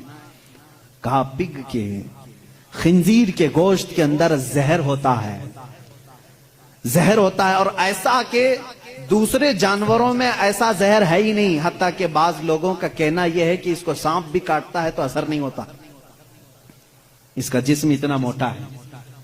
باہر کی چیزیں یہ بہت جلدی جذب کر لیتا ہے، اس کا گوشت کھانا اسلام نے اس لیے منع کر دیا کہ یہ انسانوں کا بھی پیخانہ کھاتا ہے، اس کے اندر غلاظت کی عادت زیادہ ہے۔ اور جدید تحقیقات میں آج امریکہ کے اور دیگر ممالک کے ڈاکٹرز نے یہ بھی کہا کہ سب سے زیادہ چربی اسی جانور کے اندر ہوتی ہے، اور یہ سب سے زیادہ جسم کے اندر کولیسٹرول بڑھانے میں مدد کرتا ہے۔ حتیٰ کہ خنزیر کا گوشت کھانے والوں پر تحقیق کی گئی، ان کے اوپر تحقیق کی گئی تو یہ بات سامنے آئی کہ ان کے اندر حیوانیت، سیکس کرنے کی عادت بہت زیادہ پائی گئی، بہت زیادہ پائی گئی، حیوانیت زیادہ آ گئی، شرم و حیا نہیں رہی۔ اسی لیے دیکھتے نہیں پورے انگریز ننگے رہتے ہیں، ان کے اندر حیا نہیں رہ گئی۔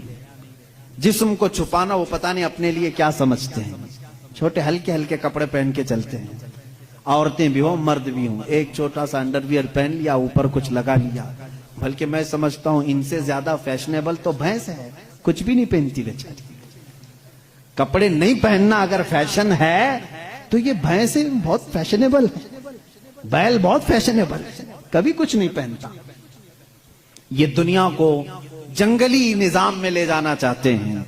یہ خنزیر کھانے کے سائیڈ ایفیکٹ ہیں، بیڈ ایفیکٹ ہیں جو جسم کے اوپر مرتب ہوتے ہیں۔ 16 نقصانات ہیں، وہ میں گنا نہیں پاؤں گا، میں نے آج ہی مطالعہ کیا۔ دوسری چیز شراب کے متعلق کہ اس میں تو مزہ ہے، کیوں منع کیا اسلام نے؟ یہ بھی میں نہیں کہوں گا، تمہاری تحقیقات سے جاؤ آج یہ بھی تلاش کر کے مجھے بتاؤ انٹرنیٹ پر کہ شراب کے، وائن کے سائیڈ ایفیکٹ کیا کیا ہیں، الکوہل سے کتنے نقصانات ہیں۔ میرے عزیزو، دوسروں کو بولنے کی ضرورت نہیں، گورنمنٹ ہر جگہ کی بولتی، نہیں بولتی؟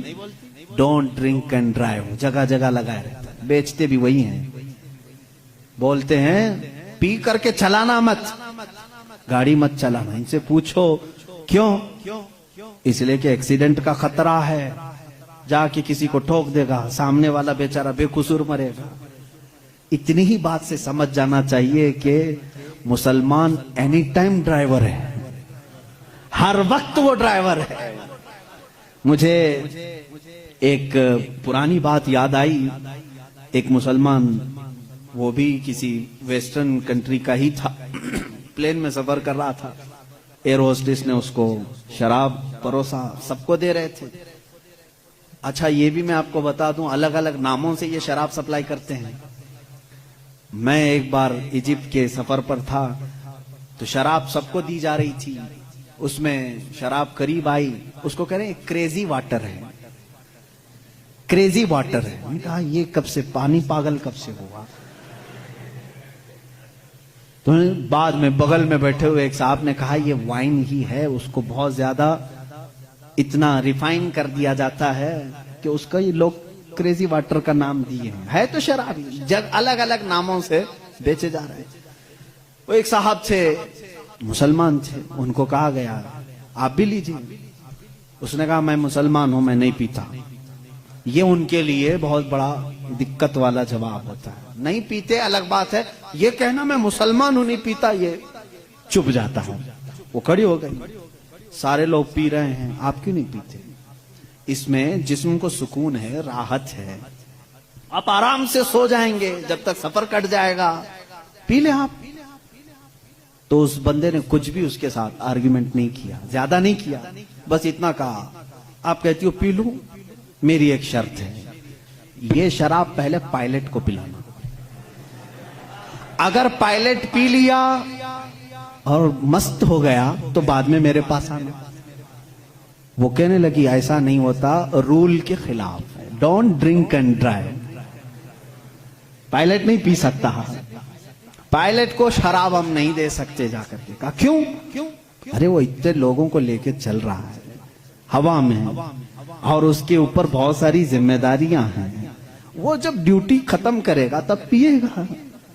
اس نے کہا، اس مسلمان نے، ہو بہو اسلام بھی یہی کہتا ہے، اے مسلمان تیرے کندھوں پر پورے اسلام کی ذمہ داری ہے، تو جب چل رہا ہے تو تیرے پیچھے پوری ایک نسل ہے، کہیں تیرا قدم ڈگمگا گیا تو پوری نسلیں ڈگمگا جائیں گی، تم ڈرائیور ہو، تم نشے میں نہیں چل سکتے ہیں، اس لیے اسلام نے منع کیا۔ کہا وہ پیتا ہے پائلٹ ڈیوٹی ہونے کے بعد۔ اس مسلم نے کہا میرے رب نے بھی کہا ہے آجا جنت میں شرابن طہورا پلاؤں گا، جب یہاں کی ڈیوٹی ختم ہوگی میں بھی جاؤں گا پیوں گا، وہ شرابن طہورا ہے جو جنت میں دی جائے گی۔ اے میرے عزیزوں، جنہوں نے دنیا میں اپنے جسموں کو الکوہل سے خراب کر دیا ان کے لیے جنت کا مشروب نہیں، ان کے لیے جنت کی شرابن طہورا نہیں، اپنے منہ کو جنہوں نے یہاں محفوظ رکھا ہے ان کے لیے اللہ کا وعدہ ہے، انہیں وہ شراب طہور پلائی جائے گی جس کو آج تک کسی زبان نے چکھا بھی نہیں۔ انشاءاللہ العزیز ہم سب کے لیے تیار ہے۔ اب یہاں پر میں جو بات کہہ رہا تھا، اسلام نے شراب سے اس لیے منع کیا ہے کہ شراب کے نقصانات گنائیں۔ اے میرے عزیزوں، ان کو خود کو معلوم ہے، یہ منع کرتے ہیں شراب پینے کے لیے، ڈرائیورز کو منع کیا گیا ہے، بہت سارے لوگوں کو منع کرتے ہیں، ڈاکٹرز منع کرتے ہیں، لیور خراب ہو جائیں گے، کڈنی خراب ہو جائیں گے۔ اتنے خراب ہونے والی چیز کو بیچتے کیوں ہیں؟ لائسنس آپ ہی دیتے ہو، آپ ہی دھندا چلاتے ہو۔ اسلام جو ہے اس کی اور تمہارے درمیان فرق یہ ہے، تم بھی منع کر رہے ہو، تقریباً پوری دنیا منع کرتی ہے شراب سے بچو، شراب سے بچو، تمہارے اور اسلام میں فرق یہ ہے، اسلام کہتا بھی ہے کرتا بھی ہے، اور تم صرف بولتے ہو اندر سے سپلائی کرتے ہو۔ اسلام نے اگر کہہ دیا شراب منع ہے تو میرے آقا نے فرمایا اس کا پیالہ رکھنا بھی جائز نہیں، یہ نہیں کہ سب کو شراب پینے کے لیے منع کر دیا اور بھٹا کھول کر کے رکھے ہیں، ایسا نہیں ہے۔ اسلام جڑ پر انگلی رکھتا ہے، اگر شراب منع ہے تو شراب بنانے والے آلے بھی توڑ دو۔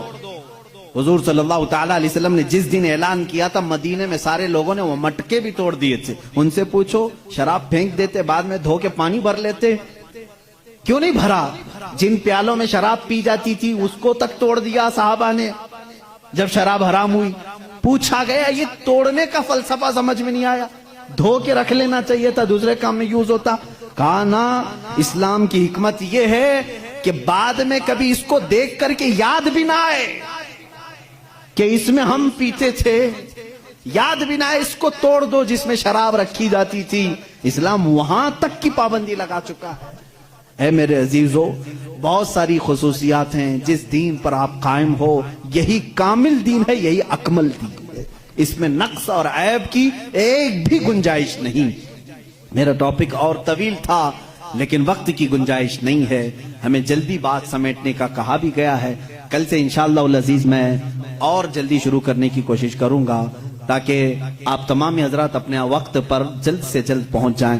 آخری میری چند باتیں یہ سن لو، جس دین فطرت پر آج ہم سب عمل کر رہے ہیں، اے میرے غیور نوجوانوں، میں نے کل بھی یہ بات کہی تھی کہ کبھی اپنے آپ کو ہلکا مت سمجھنا، تم جس دین پر قائم ہو فخر سے کہو گے کہ میں مسلم ہوں، فخر سے کہو گے الحمدللہ میں اسلام پر ہوں، کیونکہ دنیا آج اس طرح کے پروپیگنڈے پھیلا رہی ہے، یہ ٹی وی میڈیا کے ذریعے، یہ دجالی میڈیا ہے جو پورے بیٹھے ہوئے ہیں، یہ دجال کی فوج ہے، پورے حق کو باطل بنانا، باطل کو حق بنا کر کے پیش کرنا۔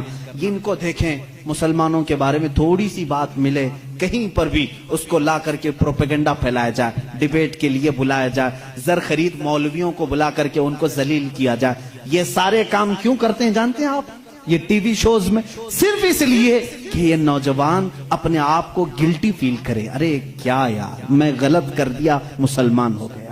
دیکھو ہمارے مسلمانوں کے ساتھ کیا ہے. اور پھر یہ کیا کرنے لگتا ہے، دھیرے دھیرے اپنے آپ کو چھپانے لگتا ہے، دوسروں کے سامنے جا کر کے کہنے لگتا ہے نہیں میں ویسا مسلمان نہیں ہوں، ایسا مسلمان نہیں. تم صفائی دینے لگ جاتے ہو، ان کی باتوں میں آ گئے، تم ان دجالی لوگوں کی باتوں میں بہک گئے.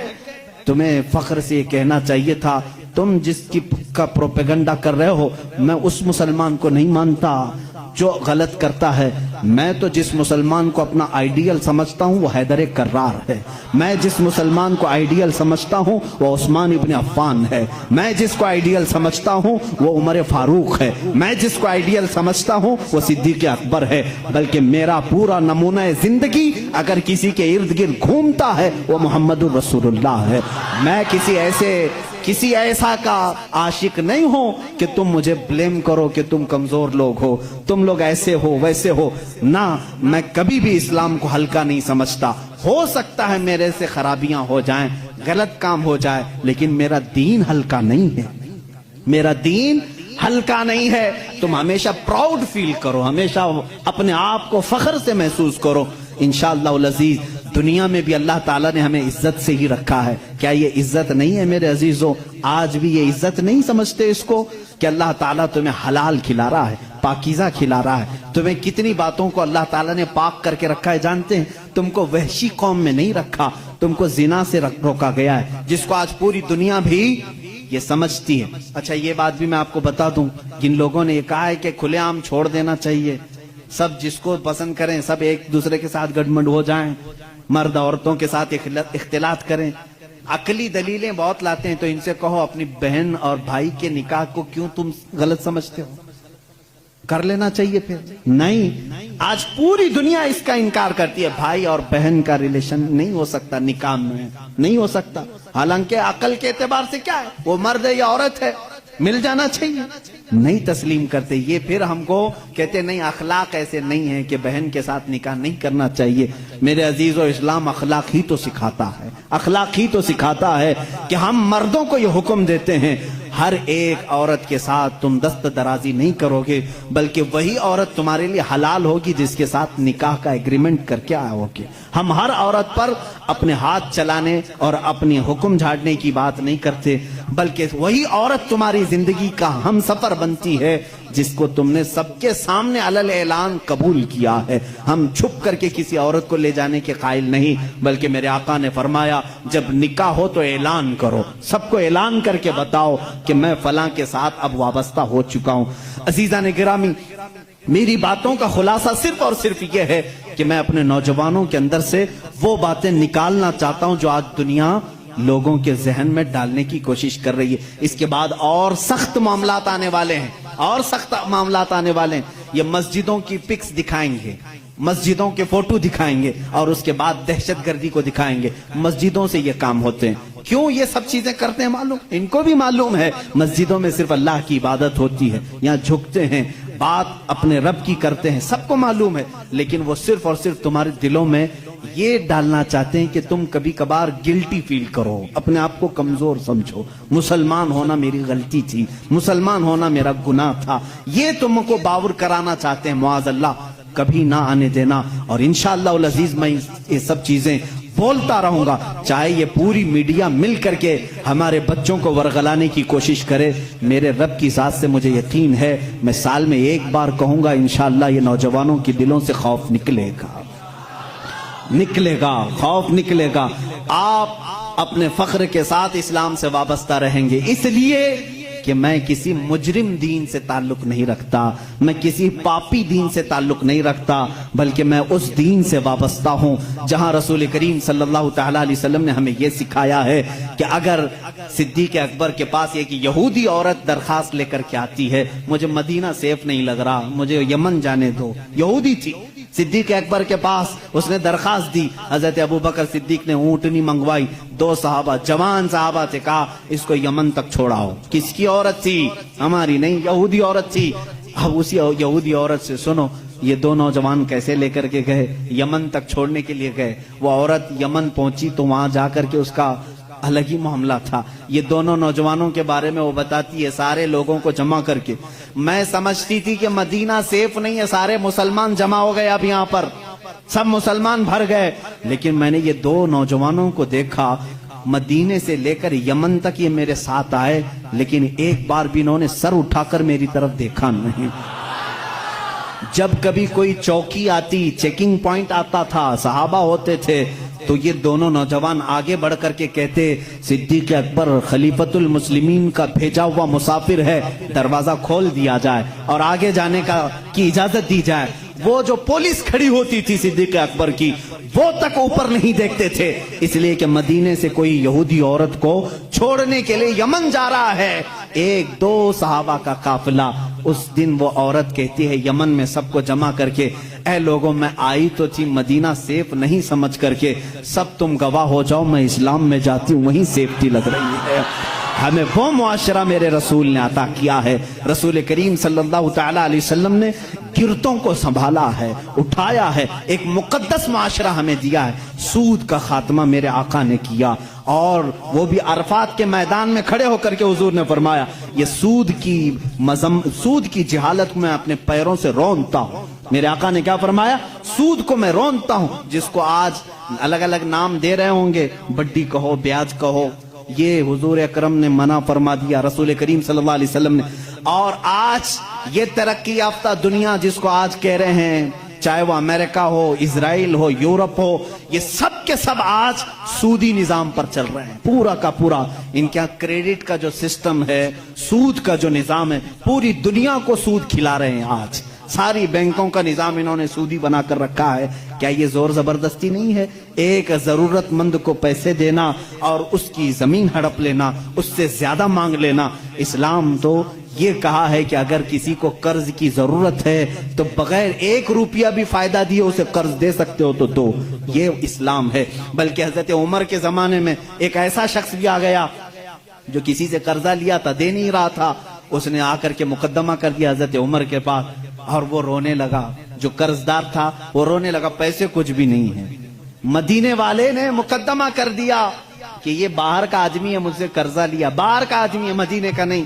حضرت عمر نے کہا پیسے واپس کر رہا ہے یا کیا کرے گا؟ کہا میں اپنے گاؤں جا کر کے لے کے آ سکتا ہوں، میرے پاس تو نہیں ہے. کہا تو گاؤں جا کر واپس آئے گا؟ کیا گارنٹی؟ یہاں بھی بینکیں گارنٹی لیتی ہیں نا. عمر فاروق رضی اللہ تعالیٰ نے پوچھا کوئی گارنٹی ہے؟ کہا مجھے مدینے والے کوئی بھی نہیں جانتے. ہاں وہ تھا مسلمان یا جو بھی رہا ہو، مجبور تھا، مظلوم تھا، پیسے نہیں تھے. پوچھا مدینے والوں میں سے کوئی اس کی گارنٹی لے گا، کوئی گارنٹر بنے گا، ضامن بنے گا؟ تو کوئی نہیں تھا. ایک صحابی اٹھے حضرت ابو دردہ، کہا حضرت عمر سے کہ میں اس کی گارنٹی لیتا ہوں. کہا کتنے دن کی؟ کہا اس شخص سے پوچھا گیا کب تک آئے گا؟ کہا 2 دن میں آؤں. حضرت عمر نے کہا ابو دردہ تم نہیں پہچانتے اس کو، اگر یہ 2 دن بعد نہیں آیا تو تجھے جیل میں ڈالیں گے، تیار ہے؟ کہا ٹھیک ہے تیار ہوں. وہ چلا گیا. 2 دن گزر گئے، پھر عدالت لگی. وہ جس کا قرض تھا وہ بھی آیا تھا، ابو دردہ بھی آئے ہوئے ہیں. تھوڑی دیر گزری، مغرب کا وقت ہوا، وہ شخص آ گیا، پیسے لے کر کے آیا حضرت عمر کے پاس. کہا بڑا احسان آپ کا، آپ نے 2 دن کا ٹائم دیا، میں اپنا قرض لے کر کے واپس آ گیا ہوں. تھوڑا سا قرض تھا، اس پر انٹرسٹ نہیں، جتنا لیا تھا اتنا لا کر دیا، معاملہ ختم ہوا. لیکن اچانک جانتے معاملہ بدل گیا. جس کا قرض تھا وہ آیا حضرت امیر المومنین کے پاس. کہا میں معاف کرتا ہوں، مجھے نہیں چاہیے پیسے اس کے، اس کو واپس دے دیں، یہ غریب ہے، ضرورت مند ہے، دے دیں اس کو. حضرت عمر نے کہا یہی بات 2 دن پہلے کیوں نہیں کی؟ وہ گیا گاؤں جا کر کے لے کے آیا، آج تم اس کو معاف کر رہے ہو؟ کہا امیر المومنین سے. امیر المومنین میں گھر گیا تو اس کے بعد مجھے ایسا لگا دل میں کہ ایک مجبور جو قرض میں پھنسا ہوا ہے، اگر میں آج معاف نہیں کرتا تو کہیں دنیا یہ تانا نہ دے دے کہ محمد کے غلام معاف نہیں کرتے. میں نے صرف میرے آقا کی طرف توجہ کی، اس لیے میں نے آج معاف کر دیا کہ کوئی انگلی میرے رسول کی طرف نہ اٹھائے. حضرت ابو دردا اسی وقت کھڑے تھے. کہا حضرت امیر المومنین نے تم پہچانتے بھی نہیں تھے, کیسے اس کی گارنٹی لے لی؟ انہوں نے بھی یہی کہا امیر المومنین دیکھا مجمع سناٹا ہے, کوئی نہیں اٹھ رہا, میں صرف اس لیے اٹھا کہ بعد میں دنیا یہ نہ کہے کہ محمد کے غلاموں میں دوستی یاری بھی ختم ہو چکی ہے, مدد کرنے کا جذبہ ہی ختم ہو گیا ہے. اسی لیے میں کھڑا ہو گیا کہ جانتا ہوں یا نہیں جانتا ہوں, میں مدد کے لیے کھڑا تو ہو جاؤں, کہیں میرے نبی کو کوئی یہ نہ کہتے. وہ شخص جو قرضہ لے کر کے آیا امیر المومنین نے اس سے پوچھا آخر تو گیا تھا, جا سکتا, غائب ہو گیا, تجھے کون پکڑنے آتا؟ اس نے کہا امیر المومنین 2 دن سے اسی بے چینی میں تھا, چاہتا تو بھاگ جاتا, اسی لیے لوٹ آیا کہ بعد میں دنیا یہ نہ کہے کہ محمد کے غلام وعدہ خلافی کرتے ہیں, غدار نہ کہیں رسول کے غلاموں کو, اس لیے ہم لوٹائے. میرے نبی نے وہ اسلام دیا ہے, سود کے نظام کو ختم فرمایا ہے, اور حضور صلی اللہ علیہ وسلم نے فرمایا زور زبردستی کسی پر نہیں. ہمارے ہاں کسی کالے پر کسی گورے کو فضیلت نہیں, کسی لمبے کو کسی ناٹے پر فضیلت نہیں, کسی بھی بڑے آدمی کو امیر کو غریب پر فضیلت نہیں, بلکہ ہمارے ہاں فضیلت اگر ہے کسی کو صرف تقوی اور پرہیزگاری پر ہے. آج جو اسلام پر بھونکتے ہیں وہ اپنی زمین نہیں سنبھال پا رہے ہیں. امریکہ میں کالے گورے کی لڑائی آج بھی چل رہی ہے, آج بھی چل رہی ہے. رائٹس اتنے ہیں, گورے کالوں کو مار رہے ہیں, کالے گوروں کو مار رہے ہیں. تم 14 صدیوں کے بعد اس ترقی یافتہ زمانے میں کالے گورے کا فرق نہیں مٹا سکے. وہ حبیب کائنات صلی اللہ علیہ وسلم 14 صدیوں پہلے ہی نہایتی حبشہ کے رہنے والے کالے لوگوں میں سے ایک بلال کو خانہ کعبہ کی چھت پر چڑھایا اور دنیا کو یہ بتایا کہ وابستگی اگر نبی کے غلامی کی ہو جائے, رسول کے دامن سے کوئی وابستہ ہو جائے تو اس کا مقام صرف یہ قالین فرش نہیں بلکہ کعبہ کی چھت بھی اس کے قدموں کے نیچے ہوتی. عمر حضرت بلال حبشی کو حضور نے چڑھایا کہ نہیں چڑھایا؟ فتح مکہ کے دن حضرت ابو بکر تھے, حضرت عمر تھے, حضرت عثمان تھے, حضرت علی تھے رضوان اللہ علیہم اجمعین. ان میں سے کسی کو کھڑے کر کے کہتے چڑھو اوپر اذان دے دو نہ. حضرت بلال کو کیوں کہا؟ پوری دنیا کو یہ بتانے کے لیے امیری غریبی غلام آقا کا فرق اسلام نے مٹا دیا. اب آقا وہ ہوگا جو رسول کا غلام ہوگا. عزیزان گرامی وقار, اسلام اس دین کو کہتے ہیں جس میں اونچ نیچ کا فرق نہیں, جہاں امیری غریبی یہ سارے سسٹم نہیں. یہ کاسٹزم کہاں سے اسلام میں نہیں. اگر تم برادری کے فرق کرتے ہو تو یہ جہالت ہے. ہمارے یہاں ان تمام چیزوں کی مذمت کی گئی ہے, اور یہ اسلام پر بھونکنے والے لوگوں سے پھر میں کہتا ہوں ذرا اپنے دامن میں جھانک کر کے دیکھ لو. آج بھی تمہارے یہاں مار توڑ ہے, اس برادری کا آدمی اس برادری سے شادی نہیں کر سکتا. ارے راجستھان میں آج بھی ہے, چھوٹی برادری والوں کو اگر وہ آ کر کے پانی کے گلاس کو ہاتھ بھی لگا دیے تو ان کا گلاس توڑ دیا جاتا ہے. آج بھی ہے. دلت لوگوں کے ساتھ آج بھی یہ ناانصافی ہے. ہندوستان کی بات کر رہا ہوں. اور اسلام اس دین کو کہتے ہیں جہاں سب امیر غریب ایک ہو گئے. اسی لیے شاعر نے کہا تھا, شاعر مشرق نے, کہ آ گیا عین لڑائی میں گر وقت نماز. یہ اسلام کا فلسفہ ہے. آخری میں سمجھا رہا ہوں, اسلام کی ایکویلٹی کو, مساوات کو تم کیا سمجھ سکو گے؟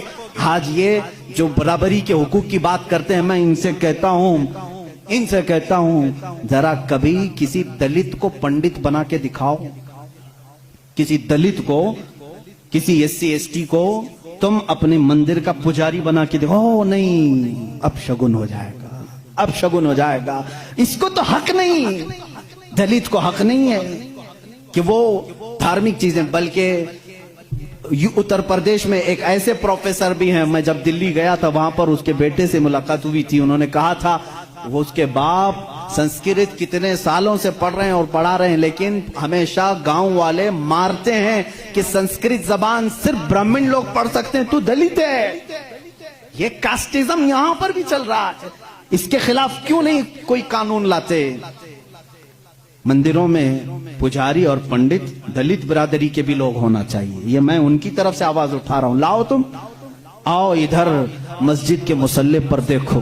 مسجد کے مصلی کے لیے کہیں پر بھی یہ شرط نہیں خان ہونا چاہیے, پٹھان ہونا چاہیے, بلکہ یہاں پر شرط یہ ہے حافظ قرآن ہو, بس وہ ہمارے سروں کے لیے امام ہے. وہ ہماری نمازوں کا امام ہے. اگر علم دین مصطفیٰ ہے وہ ہمارے نمازوں کا امام ہے. اگر وہ تقوی و طہارت تجوید کو جانتا ہے وہ ہمارا امام ہے. شریعت صرف اتنا کہتی ہے ایمان ہو باقی کسی بھی برادری کا ہو, ایمان ہو کسی بھی برادری کا ہو وہ امام بن سکتا ہے. مسجد کے مصلی پہ بھی چڑھ سکتا ہے, ممبر پہ بھی چڑھ سکتا ہے, قرآن بھی پکڑ سکتا ہے, بلکہ تمہیں فتویٰ دینے کی اتھارٹی بھی رکھتا ہے.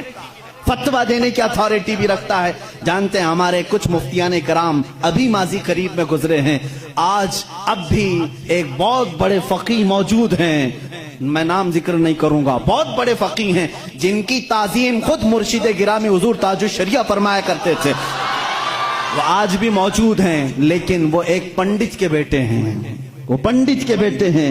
شروع میں خود ان کی گھر کے ماحول ایسے تھے, پورے ہندوانہ رسم و رواج تھے, لیکن مجاہد ملت کا قافلہ آیا تھا, وہ ایمان لائے اور درس نظامیہ پڑھا, عالم بنے, محدث بنے, فقیہ بنے. آج ان کی پوزیشن یہ ہے 60 مفتیوں کے بیچ میں بیٹھ کر کے وہ فتویٰ دیتے ہیں.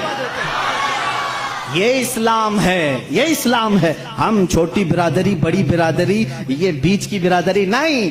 اگر ایمان ہے تو تو ہمارے سر کا تاج ہے. اگر تیرے دل, مجھے یہاں کیوں بٹھایا, کبھی میرے سننے والوں نے یہ نہیں پوچھا کہ تمہاری برادری کیا ہے, کبھی نہیں پوچھا, بلکہ انہوں نے صرف یہی دیکھا ہے کہ بولتا تو نبی کی بات ہے, بس اتنی کافی ہے. اسی لیے آخری یہ شعر پر میں اپنی گفتگو ختم کرتا ہوں. اقبال نے کہا تھا, آ گیا عین لڑائی میں گر وقت نماز, قبلہ روحوں کے زمین بوس ہوئی قوم حجاز. ایک ہی صف میں کھڑے ہو گئے محمود و ایاس, نہ کوئی بندہ رہا نہ کوئی بندہ نواز. یہ ہے اسلام. جس صف میں میرے آقا صلی اللہ علیہ وسلم نے صدیق اکبر کو کھڑا کیا, بغل میں بلال حبشی کو بھی کھڑا کیا, ایک جگہ عمر فاروق کو کھڑا کیا ہے, عثمان ابن عفان جو اپنے وقت کے کروڑ پتی نہیں ارب پتی. میں صرف آپ کو ان کے مال کا اگر تخمینہ بتا دوں, جب خلفائے راشدین کی بات آئے گی تو میں بتاؤں گا. ایک بار جنگ میں انہوں نے 3000 اونٹ دیے تھے, 3000 درہم دیے تھے. ابھی کا ویکیپیڈیا میں نے اس کا کیلکولیشن کر کے پوچھا کتنا ہوتا ہے 3000 درہم اس زمانے کا آج کی ویلیو کیا ہے, تو اس میں بتاتے ہیں 1 ارب 16 کروڑ روپے. ایک وقت میں دان کرنے والا عثمان ابن عفان, ایک وقت میں خیرات کرنے والا, 1 ارب 16 کروڑ روپے خرچ کرنے والا عثمان ابن عفان اسی صف میں کھڑا ہے, اور بغل میں وہی علی کھڑا ہے جو دن میں 2 درہم کمایا کرتا, رضوان اللہ تعالی علیہ مجمعین. اس فرق کو مٹانے کا نام اسلام ہے. میرے عزیزو, اسلام کو پڑھو, سمجھو. میں ان کو بھی دعوت فکر دیتا ہوں, یوں ہی بھونکنا اچھی بات نہیں. بجلی آتی ہے تو کتے بھی بھونکنے لگتے ہیں, انہیں کیا پتا کہ بجلی کیوں چمک رہی ہے, ارے بارش آنے والی ہے, انہیں نہیں معلوم. اسی طرح میں ان کو دعوت فکر دیتا ہوں, اٹھاؤ اسلام کو, میرے آقا کی سیرت کو, قرآن کو, انشاءاللہ تمہارا بھی دل کھل جائے گا اور تم بھی سمجھ جاؤ گے کہ اسلام کس چیز کا نام ہے. اسلام کی فطرت میں قدرت نے وہ لچک دی ہے, جتنا ہی دباؤ گے اتنا ہی وہ ابھرے گا. وآخر دعوانا الحمدللہ